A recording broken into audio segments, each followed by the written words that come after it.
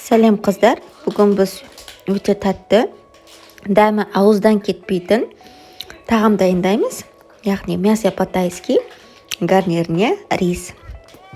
Менің рецептіммен жасап көрсеңіздер, дәл шығатыны сөзсіз.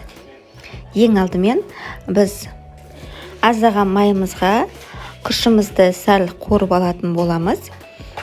Қуырып алған соң үстіне қайнаған суымызды қосып, қайнағаннан кейін баяу отта бұқтырып алатын боламыз. Үстіне тұзымызды қосып, қақпағын жауып, баяу отта күрішімізді пісіріп алатын боламыз. Осы рецептпен жасасаңыздар, күрішіңіз шашылып пісетін болады.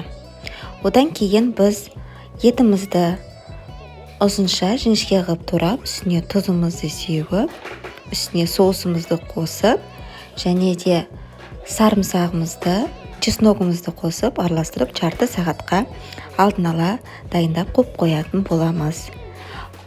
Дайындап болған соң, біз керек заттарымызды сәл ірі-ірі қылып, турап, дайындап алдым. Сіздер де осылай сәл ірі қылып істеп алыңыздар. Турап біткен соң, етімізді қуырып алатын боламыз. Еттің өзін суы шығады. Суы тарқағаннан кейін үстіне қайнаған суымызды қосып, тағы да бұқтырып аламыз. Етіміз жұмсақ болып пісуі үшін. Үстіне пияз бен қызанағымызды, помидорымызды қосып, 15 минуттай бұқтырып аламыз.